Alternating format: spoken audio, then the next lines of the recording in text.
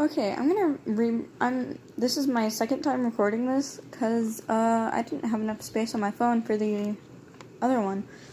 I'm just warning you now, I'm not good at accents. I don't even know how to do a Danish accent. And, I don't know how to pronounce some things, so, just a small warning.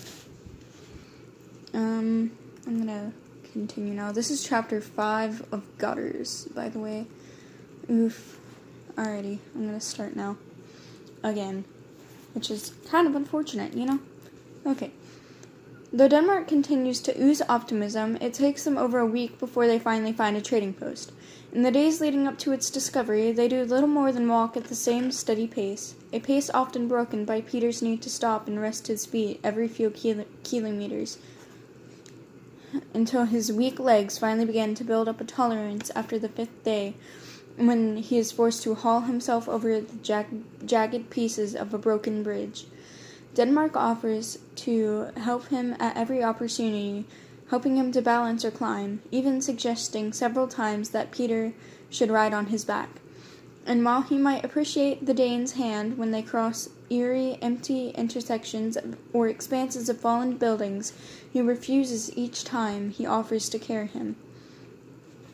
"I'm not a little kid," is his incensed reply each time, and it is always met by Denmark smiling through his bandana and agreeing with him. In the first several days of their journey, they keep a steady stream of conversation, kept up by Seeland's questions about where Denmark has been and what he has seen and what is left of the fractured land. Most of his questions are about nature and cities, not wanting to know about the people in them or what has become of them. But his curiosity soon bests him, and he asks him about Spain and Italy and their quest to find surviving humans left in the rubble. Denmark answers him honestly, and when he asks what became of Romano, he never pauses.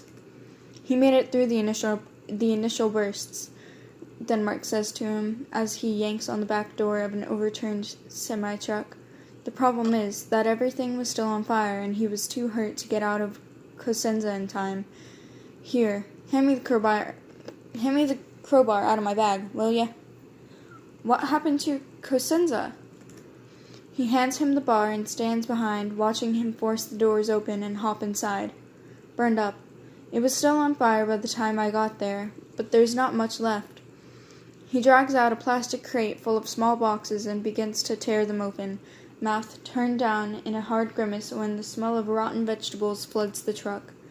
Spain tried to find him, but with that leg of his, he wasn't fast enough. He found Feliciano out of complete luck, but by the time he got to Romano, there wasn't even anything left to bury. He sighs and tosses the last box over his shoulder. "Nothing worth taking in here." His blunt answers at first bother him. Sweden had told him stories of before, when he, Denmark, and Norway had been together, and had described Denmark as being rather heartless, an adjective that seems fitting when his face never changes as he tells Seeland about the charred bodies in Venice and the gate made of bones at the Swiss border.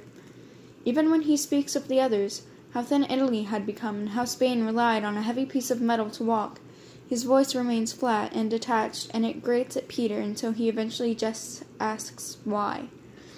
"You don't sound too upset about it," he tells him when they stop to rest by the remains of a dried-up creek. He sits beside him and plays with the ash at his feet with a long stick, not particularly wanting to look at him when he draws out the map to mark their progress. "How can you be like that?" "What do you mean?" "I mean, you sound like you don't even care." Denmark sighs and leans his back against the tree trunk behind them. "Look, Peter, that's not it. You can't even imagine how much that isn't it." "So, what is it then?" "I'm old. Really old. I've seen a lot of awful things happen, and this is how I've learned to deal with it. I've got to be completely straightforward about things, because if I try to sugarcoat it into something it isn't, it makes it even worse when the truth hits you in the face." He folds up the map and hands him a nearly empty bottle of water. "You get it?" "I guess." Denmark watches him curiously for a moment. You guess? It just makes stuff sound pretty hopeless. He turns the bottle over in his hands and stares into the black dirt. It's not very motivating. Denmark reaches over to clap a hand against his shoulder, turning him to look at him. That's a weird sentence. There's a difference between being blunt and giving up hope, he says seriously. If anything, shit being bleak should be a better motivator for finding a reason to keep going. We're still here, and as long as we're still breathing, hope is what we make it. Whether it be digging out our people, or walking for goddamn ever to find our family. As soon as you relinquish your reason for living, that's when it becomes hopeless. He motions to the water. Now finish that off. You haven't had anything to drink today. Neither have you. Yes, I have. When? Before you woke up. Liar. Just drink it, will ya? Seelan sighs and twists the cap off. I'll have half of it. You can have the rest. He brings the bottle to his lips, allowing it to hover, and stares fixedly at Denmark. Deal? All right. He waits for Peter to drink his half before getting to his feet and taking it back. You win. As they begin to walk again, he tries not to notice when Denmark places the water back into the bag, untouched. By the 5th day, they have reversed positions, and Peter finds himself answering Denmark's questions. He cannot remember much of the calamity, and begins to wonder aloud when they make their way through the remains of an old airfield. What do you think happened to the planes that were in the air? Some of them crashed, Peter tells him.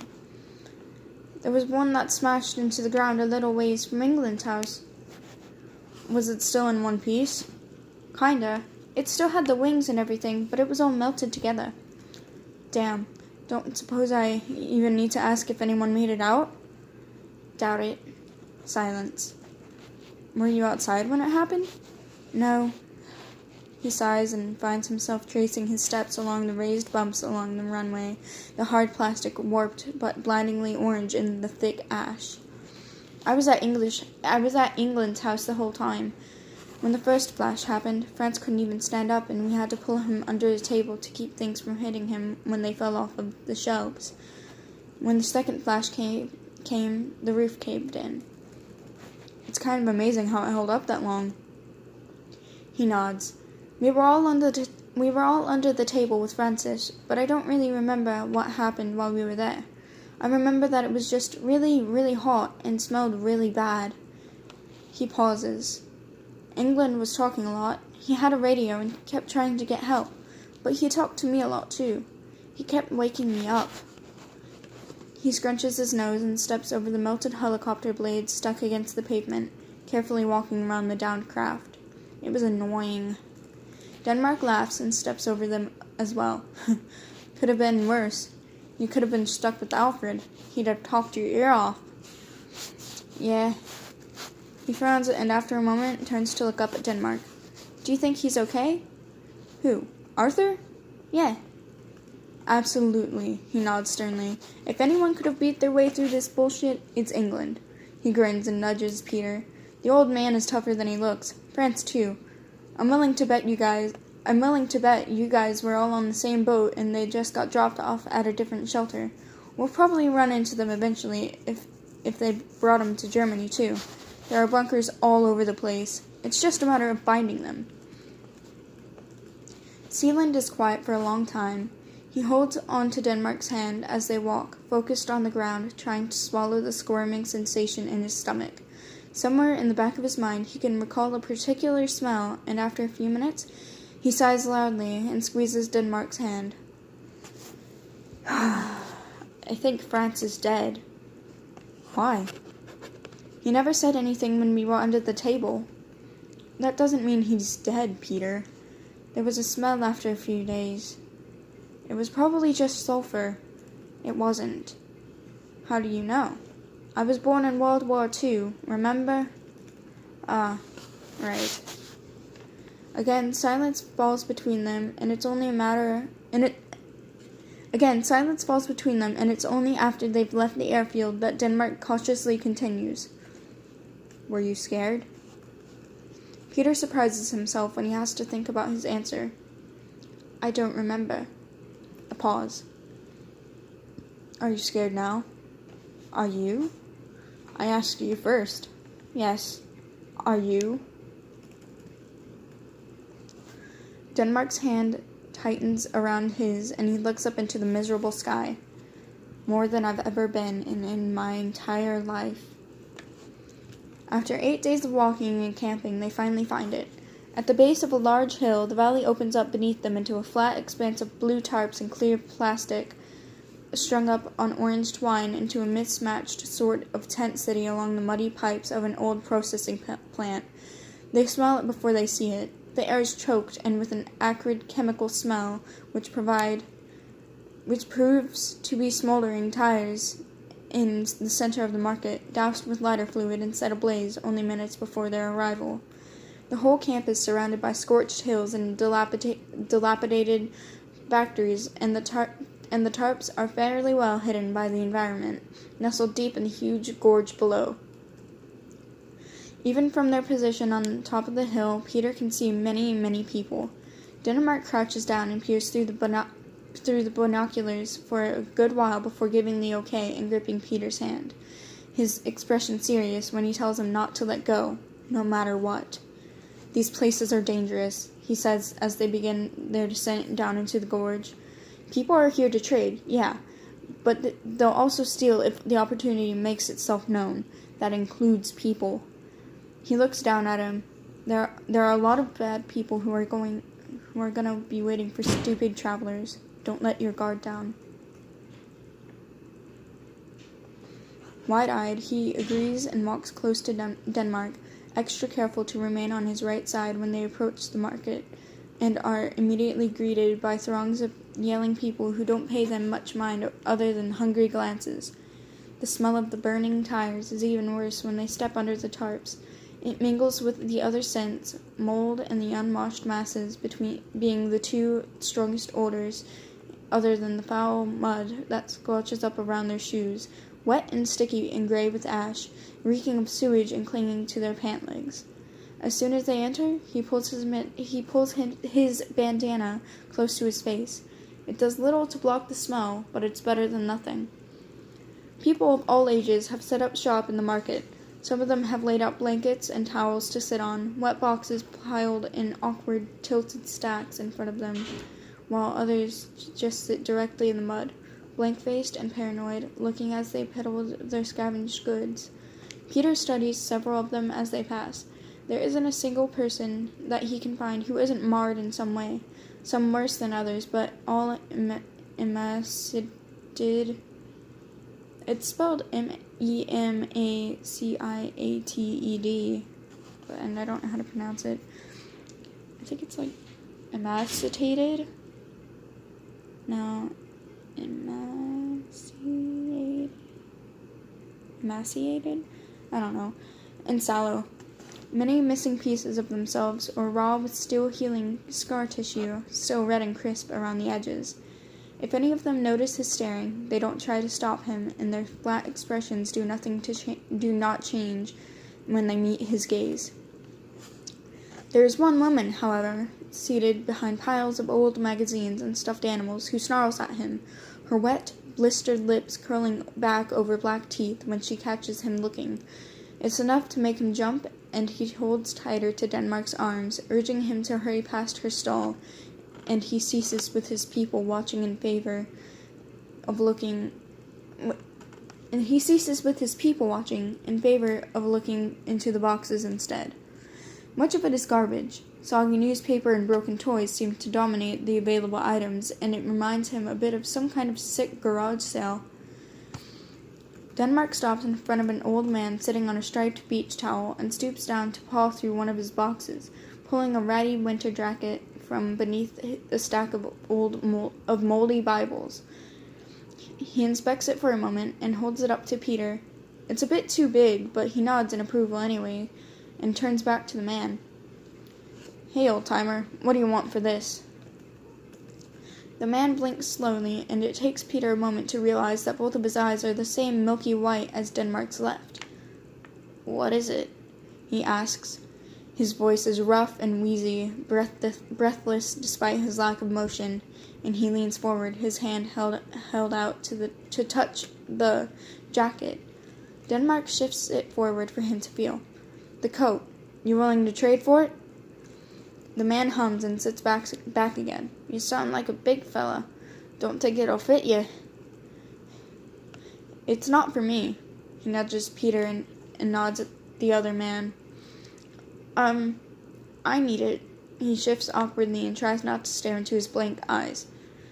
"I think it'll fit okay." "Ah, you got a boy with you. Your son?" Denmark's eyes flit to glance at Peter.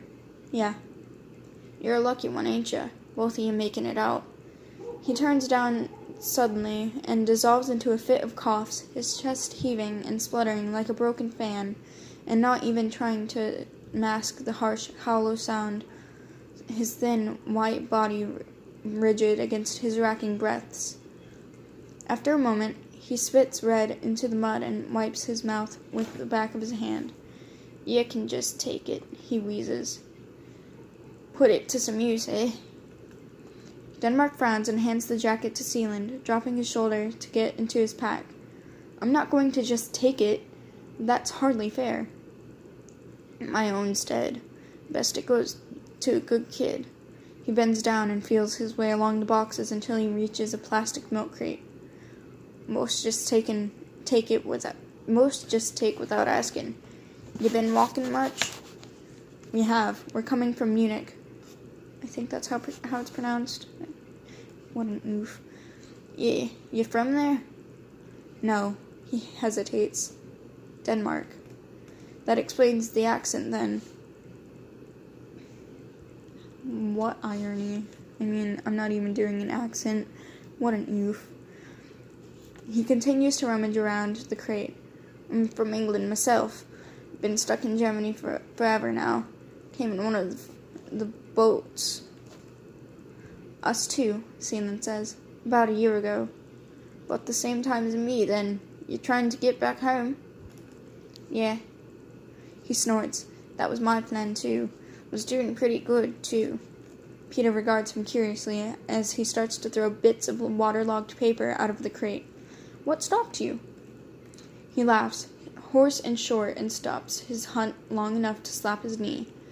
Same thing that stops them all. There's something in the ash. You know, you breathe too much of it and shuts you down right quick." He taps his temple. Starts with your eyes and your ears, then goes your legs. Can't go far if you can't see or walk, eh? He coughs loudly. Settles into your chest in the end. Takes your lungs right out of you. He laughs again and turns the crate upside down into his lap.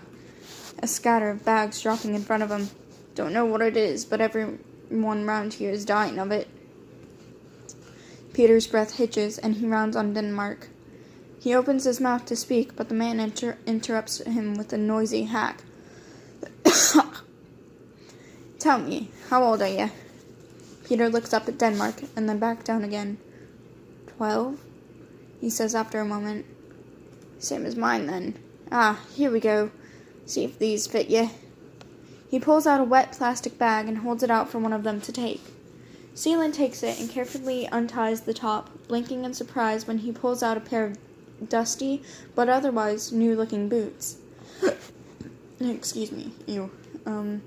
Denmark looks just as shocked and turns back to the old man. "You can't just let us take these," he says. "Ain't got no use for 'em." He turns in Peter's general direction. "Well, go on. Try 'em. Do they fit?" He toes off his mud-soaked sneaker and slips on one of the boots, momentarily letting go of Denmark's hand to lace them up. "Yeah," he says. He looks at Denmark, unsure if he should be happy or not. "They fit perfectly." Good. Take them, then." While Peter puts puts the other on, Denmark reaches through his pack, pulling out a can of baked beans and a knitted scarf full of holes and flecked with ash.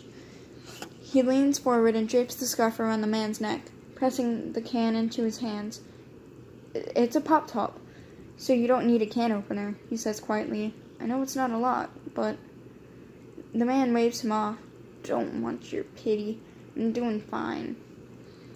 He tries to push the beans back to Denmark, but misses by several feet and drops it into the mud, cursing when he hears it splat into the wet ground. Denmark sighs and picks it up.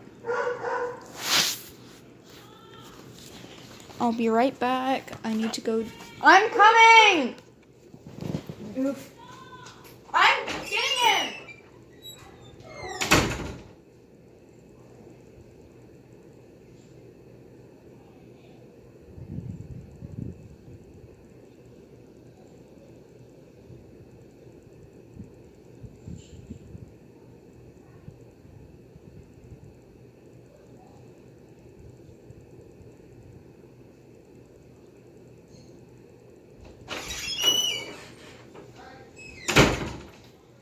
I will finish this in a little bit. Have a nice day or night.